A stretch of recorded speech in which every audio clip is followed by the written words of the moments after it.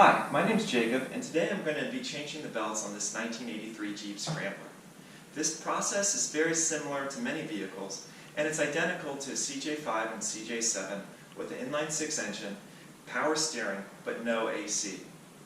Now, some of the reasons why you may need to change your belts are because they're either frayed or cracked, or they might even be missing some teeth. It's also a good reason to do just for preventative maintenance. The job is pretty straightforward, and you don't need that many tools in order to do the job. So now let's go over some of the parts and pieces required to do the work. So here are the basic tools you're going to need for the job. You're going to need a standard socket set, metric socket set, a standard 9/16 inch wrench, and a 15mm wrench. Now the standard wrenches are for the alternator, and the metric wrenches are for the power steering pump. As crazy as it is, that's how they did it back then. Now, it's not required, but a 1/2 inch socket drive set is handy, as well as a torque wrench, and then a screwdriver for prying tension on the belts on the alternator. Now, I often use this bar, I call it the persuader, because it helps persuade stuck nuts and bolts off with a little bit of extra leverage on the wrenches. On the topic of stuck nuts and bolts, I think that some penetrating fluid is often handy. And then just to be safe, safety glasses are a must. And then finally, belts. The belts for your vehicle that we're going to ultimately replace. Okay, let's get into it. The first thing we're going to do is remove the negative battery lead from the battery. It's not a requirement, but since we're going to be handling the alternator, it's a good idea to do that. Now, from here, we're going to work on the power steering mount. First, let's loosen the pivot bolt, which is located right here, and the clamping bolts, which are located here and here. Now, these are metric. The pivot bolt is 14mm.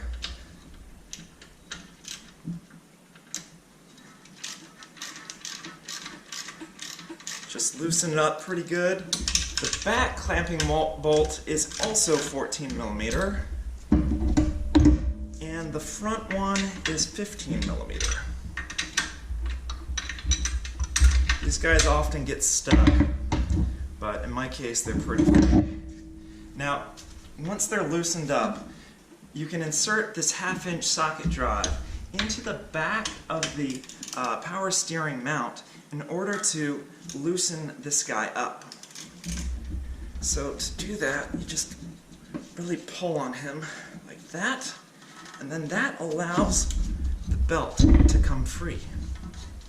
Now let's move on to the alternator. On the alternator side, we have two bolts also. The top one is the adjusting bolt. It is a 1/2 inch size. Go ahead and loosen that one up. And the bottom bolt right here is a 9/16 head and an 11/16 nut. So loosen these guys up, and then the alternator should be free as well to rotate. Yep, there it goes. With these guys loose, you can now take the belt off, which is the easy part.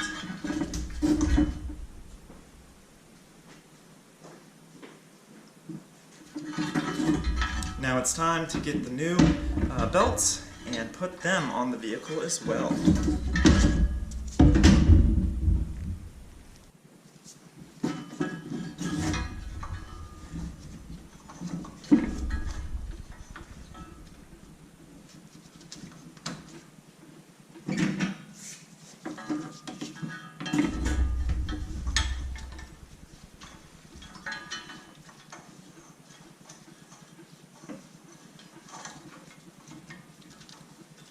Now we're going to tighten these up in reverse order to how we loosen them.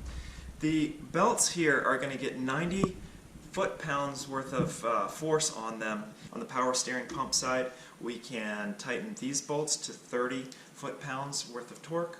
On the alternator side, the adjustment bolt gets 18 foot-pounds, and the pivot bolt down below gets 20 foot-pounds worth of torque.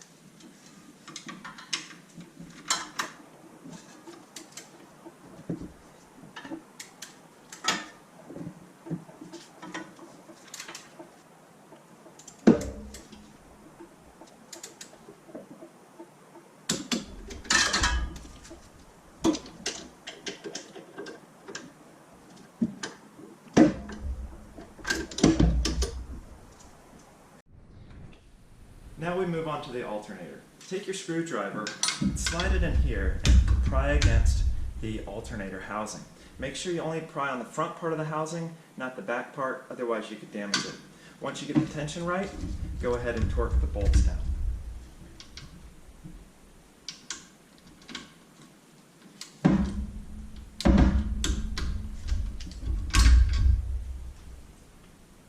After you've tightened the bolts down, double check the tension on the belts one more time, and then reconnect the battery.